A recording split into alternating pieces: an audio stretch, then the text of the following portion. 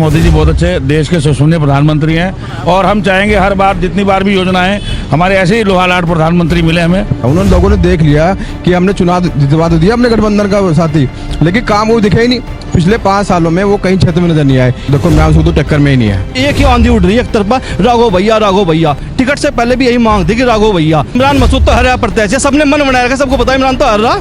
इमरान तो कहीं है ही नहीं। राघव लखनपाल 1 लाख। थोड़ी बहुत टक्कर है हमारी, दे सकते हैं हमें, बाकी इमरान तो में टक्कर भी नहीं दे रहा। मोदी सरकार तो तीसरी बार गया, अभी देखते रहो 2047 तक मोदी सरकार ही रहेगी। नहीं देखो, इमरान मसूद जी साथ में रहते हैं, लेकिन वो ये सोच के साथ नहीं आते कि सही कौन है और गलत कौन है। देखिए आप 2 चीजें होती हैं, आपको पहले ये तो देखना होगा कि जो आप लड़ने जा रहे हैं कि किसके इससे जा रहे हैं। जो लाभार्थी ऐसे वर्ग हैं हमारे से मुसलमान भाई हैं, अभी तक दूर थे, लेकिन धीरे धीरे वो मन बदल रहे हैं कि सरकार की योजनाओं को भेदभाव ही नहीं है। तो हमारे शहर में, हमारे जिले में राघव लखनपाल जी से बढ़कर कोई कैंडिडेट नहीं है। वो एक तरफ है, 24 घंटे जनता की सेवा में लगे रहते हैं। ये है, आप नेता लोग बातें करते हो बड़ी इतना पैसा पास हो डमोले के लिए 500 करोड़ रुपया, काम होता कुछ नहीं है। चक्कर क्या है मुझे तो ऐसे छोटी बातें मत करो कि काम कराना नहीं, बातें बड़ी या तो काम कराओ या ये चुनाव टाइप बंद कर दो। ये पब्लिक का कहना 500 करोड़ रुपया पास हो रखा है, काम एक भी नहीं हो रहा है। चक्कर क्या है भाई? लोकसभा चुनाव को लेकर तैयारी पूर्ण हो चुकी है और यहाँ पे नामांकन भी आज किए हैं। अगर हम बात करें गठबंधन प्रत्याशी इमरान मसूद ने नामांकन किया है, माजिद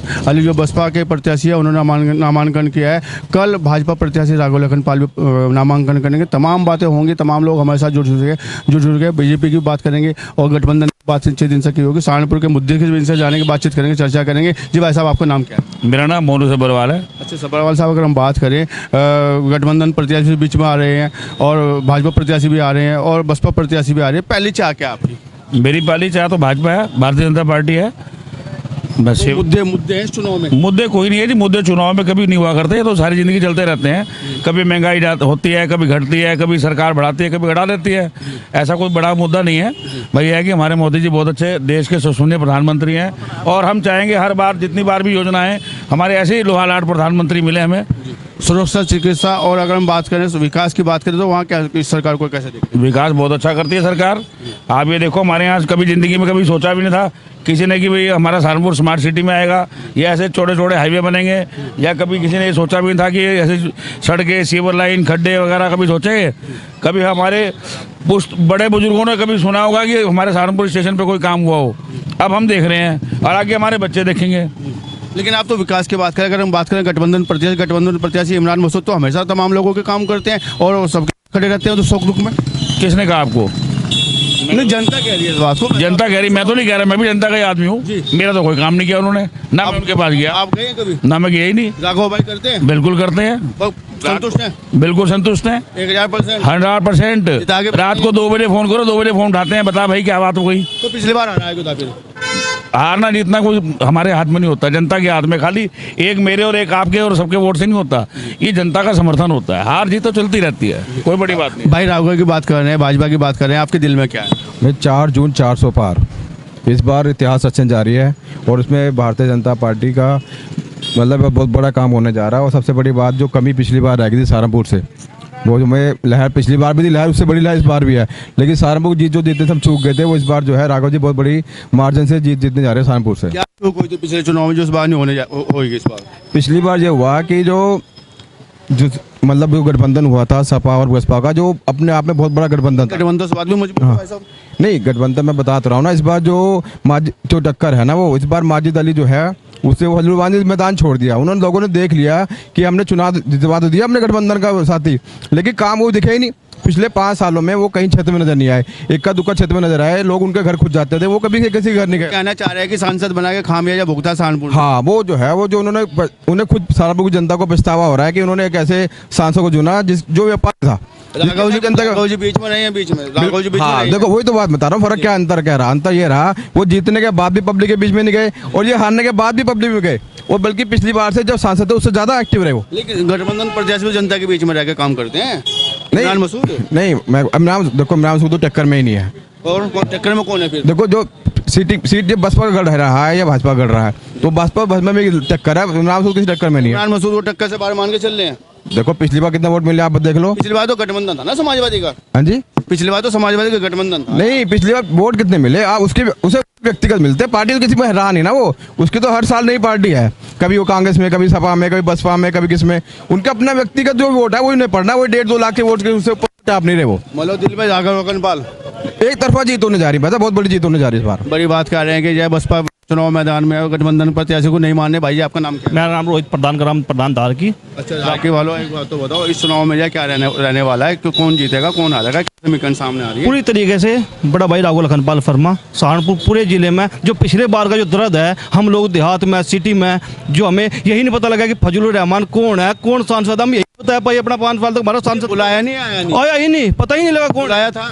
हाँ बहुत लोगों ने बुलाया, देहात में जाके पूछो आप, कोई जानते फजलुर रहमान कौन है? देहात में जाते मैं देहात में वर्तमान प्रधान हूँ अपने गांव से, मेरे से प्रधानों से ज्यादा किसे पता होगा, एक टोला भी नहीं लगा। और राघव भैया रात के 12 बजे भी एक तरफ बच्चे को पूछ लो गाँव में जाकर देहात में जाकर कि एक ही आंधी उड़ रही है, एक तरफा राघव भैया। टिकट से पहले भी यही मांग थी कि राघव भैया, और पूरी होगी 1 लाख वोटों से जीतेगा। लेकिन माजिद भी चुनाव में है, इमरान मसूद गठबंधन से चुनाव में, कैसे इमरान तो वही बोटी वाला बयान करके हमारे प्रधानमंत्री जी की इन्सल्ट की उन लोगों ने, वो लोगों के दर्द में जहन में माफी भी तो उन्होंने मांगी है, माफी भी तो मांगी है, उस बयान को लेकर माफी भी तो मांगी है। माफी लाख मांग लो। इमरान मसूद तो हर प्रत्याशी, सबने मन बनाया रखा, सबको पता है इमरान तो हर रहा, इमरान तो कहीं है ही नहीं। राघव लखनपाल 1 लाख से जीतता राघव लखनपाल। आती चिंगाट गया तो अरे कुछ नहीं, आती होती है माजिद 1 लाख से जीत, क्यों फाइट ही नहीं है सहारनपुर जिले में। आप पूरे प्रदेश में जाकर पता, सहारनपुर जिले में सिर्फ राघव भैया चल रहा है एक तरफा। हाँ जी, ये लिख लो, नोट कर लो, हम लोग ऐसे सब जिम्मेदार लोग खड़े हैं यहाँ पे। हम प्रधान जी मुद्दे क्या मानते हैं सहारनपुर के? आप सहारनपुर क्या है जिन पर काम होना चाहिए? मुद्दे ये है जैसा कि पिछली बार जो 5 साल हमारी आवाज को फजलू ने कुछ नहीं यार, राघव भैया जब सांसद बनेंगे, जिस तरीके से हमारे विधायक बन रहे, सत्ता पक्ष में पूरे पुरजोर काम करा रहे, महापौर हमारे, इस तरीके हमारे एक सांसद भी ताकत जुड़ गए, केंद्र और राज्य सरकार दोनों मिलकर काम करेगी तो पूरी ऊंचाइयों पर चलेगा। ट्रिपल इंजन की सरकार, ट्रिपल इंजन की सरकार सहारनपुर में आपकी बार ताकत के साथ दिखेगी और राघव भैया जीतेंगे। जी जी जी, कैसे देखते हैं चुनाव को भाई साहब? समीकरण क्या कह रही है? चुनाव एक तरफा भाजपा प्रत्याशी के पक्ष में है जी, राघव लखनपाल शर्मा निश्चित रूप से 1 लाख वोटों से विजयी होंगे। सहारनपुर में आती चिंगाट गया था भाई जी, भूल लो मत 2019 में, तब सपा बसपा का गठबंधन था और अब के मायावती जी साइलेंट है। नहीं मायावती साइलेंट का, माजिद आ रहा है चुनाव में तो। हाँ, तो माजिद हमारी भी किया उन्होंने, जो थोड़ी बहुत टक्कर हम मान रहे, माजिद नहीं है, माजिद से टक्कर इमरान ले, थोड़ी बहुत जो टक्कर है माजिद दे सकता है हमें, बाकी इमरान तो में टक्कर भी नहीं दे रहा। नहीं केले के दम पर 4 लाख वोट तो लेते गया था 2014 के अगर हम बात करें, 4.25 लाख वोट लेके चला गया। 14 में बुरी स्थिति में 2.25 लाख तो जाए, पिछली बार भी लेके चला गया था। 14 में स्थिति अलग थी, तो गठबंधन से भाई साहब, मेरी बात तो सुनो, 14 में स्थिति अच्छी थी, आप कह रहे 4 लाख ले लिए, 19 में स्थिति खराब हो गई, 2 लिए, आपके तो 1 ही आवेंगे। आपके इमरान मसूद 1 लाख से ऊपर नहीं आने का, स्थिति डाउन हो रही ना। 14 में 19 में आपने खुद कह दी है बात, भविष्यवाणी कर रहे हो आप? भविष्यवाणी कर रहे बिल्कुल, मतलब दिल में भाजपा। हाँ जी, भाजपा प्रत्याशी। अच्छा मुद्दों की बात नहीं करोगे, भाजपा की बात करोगे? सहारनपुर में कोई मुद्दों की बात नहीं है? मुद्दे हैं, मुद्दे इस पिछले 5 साल में जो सांसद थे फजलुर रहमान जी, उनका तो दर्शन भी नहीं हुआ, एक दिन भी हमने कहीं देखा नहीं, कहीं कुछ काम नहीं हुआ उनके उससे देखा।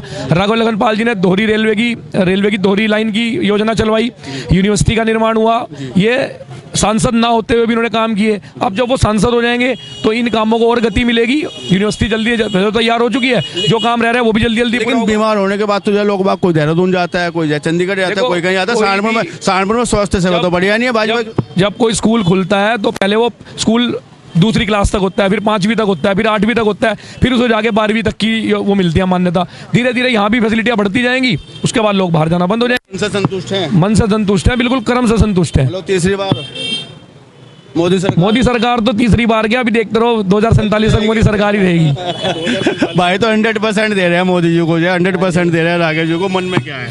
राघव भैया, राघव भैया जिंदाबाद, राघव भैया जिंदाबाद। देखिए हमारा जो नेता और जो सांसद हो ना, वो ऐसा होना चाहिए जनता के बीच में रहे। अभी आप देखें शहर के अंदर पीछे साल यहाँ पर बाढ़ आई, हमारे सांसद साहब हमें नजर भी नहीं आए, और राघव भैया जो हमारे सांसद नहीं थे वो इतने पानी में खड़े हुए थे। तो हमको कैसा नेता चाहिए जो हमारे को नजर भी ना आता हो? बिल्कुल उठाते हैं, सुख दुख में खड़े, बिल्कुल। मैंने अरे आपको वही तो एग्जाम्पल बता रहा हूँ कि जो सांसद नहीं थे वो वहाँ खड़े थे पानी के अंदर, और जो सांसद थे वो नजर भी नहीं आ रहे। चर्चा तो है इमरान मसूद बहुत साथ में रहता है लोगों के। देखिए इमरान मसूद के साथी है नहीं, देखो इमरान मसूद जी साथ में रहते हैं, लेकिन वो ये सोच के साथ नहीं आते कि सही कौन है और गलत कौन है। देखिए आप 2 चीजें होती हैं, आपको पहले ये तो देखना होगा कि जो आप लड़ने जा रहे हैं कि किसके इससे जा रहे हैं। सहारनपुर में चुनाव मुद्दों से होगा या भावना से होगा? देखिए दोनों हिंदू मुस्लिम की भावना से होगा, भाजपा गठबंधन की भावना से होगा, मुद्दों को नहीं। देखिए हिंदू मुस्लिम की कोई बात नहीं नहीं है यहाँ पर।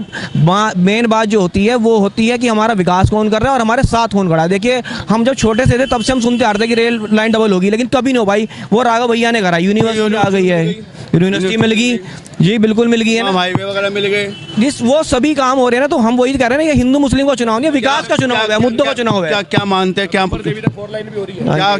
आप ये मानते हैं कि ये मुद्दा रहित हो गया सहारनपुर? अब कोई मुद्दा नहीं है? नहीं, मुद्दा तो है, मुद्दे तो हमेशा रहेंगे। ऐसा कभी हो सकता है आपके घर में से कभी कोई काम खत्म हो जाते हैं, रोज काम होते हैं, आगे भी मुद्दे रहेंगे और विकास हमेशा होता रहेगा। ऐसा थोड़ी है कोई सड़क बार बन के दोबारा बनेगी ना टूटेगी।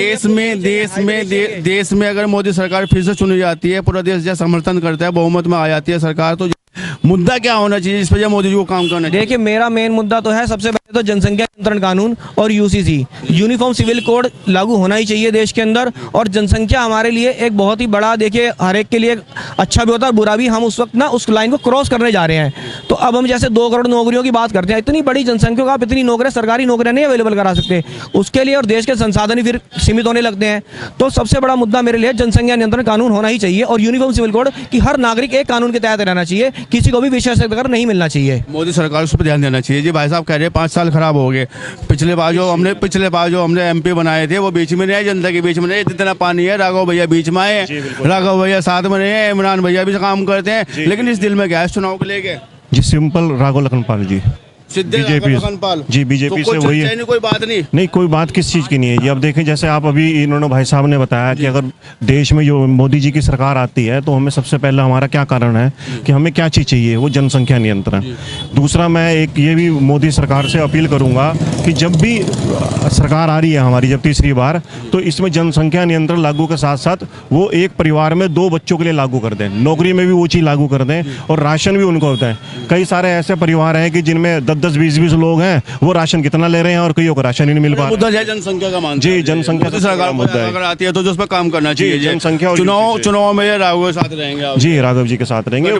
पिछले इन 5 साल वो हारने के बाद भी वो लगातार वो काम कर रहे, लगातार वो लोगों के साथ रहे। कभी भी किसी भी टाइम कोई जरूरत पड़ी हर टाइम ही नजर आए वो लोग जी। मतलब भाजपा की पहली पसंद बने हैं, तो आप लोगों की पहली पसंद जी राघव लखनपाल जी हमारे लिए, बिल्कुल जी। भाई साहब नाम क्या है? सूरज छाबड़ा। अच्छा छाबड़ा साहब, एक बात बताओ, तमाम लोग राघव जी के पक्ष में खड़े हैं, गठबंधन प्रत्याशी भी है, हाथी वाले भी जब बीच में आएंगे, माजिद भाई भी बीच में आएंगे आपसे वोट मांगने के लिए। मन में क्या है, क्या तय किया? मजबूत सरकार जो देश हित को रखे और गरीबों की हितैषी। जी। ये 2 मुद्दे ऐसे हैं, इसने इतना बड़ा लाभार्थी वक्त तैयार कर लिया है।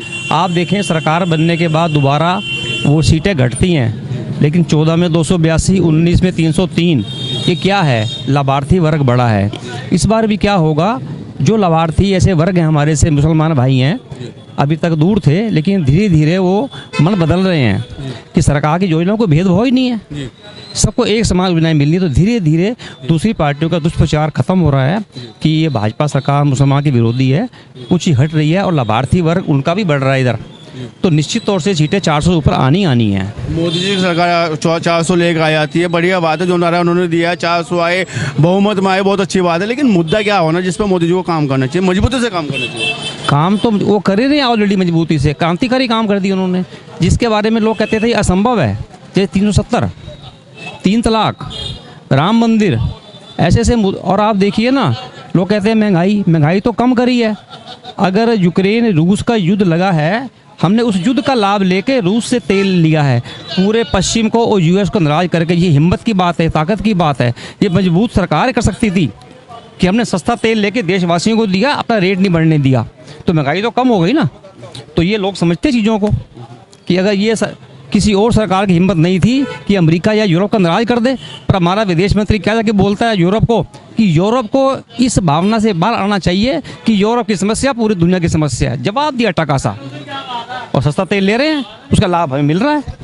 तमाम लोगों की पसंद है मोदी सरकार।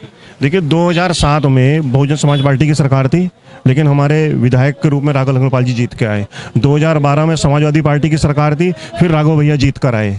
इसी का इनाम उनको 2012 में भी मिला, फिर वो विधायक बने, उसके बाद उनको सांसद बना के भेजा गया।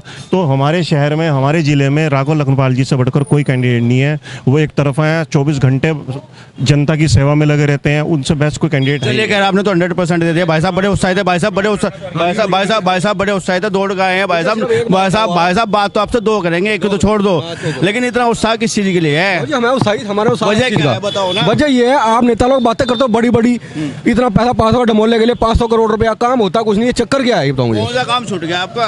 तुम कहते गंगापुर में मतलब ऐसे हर साल आप तो ऐसे दौड़ आए, कोई बात नहीं, हम नंगे नहीं है, हमने कपड़े पहने हुए, आप मुझे सिर्फ जाओ दो। तुम कहते हो गंगापुर में 500 करोड़ रुपया पास हो रखा, पैसा कहाँ जा रहा है?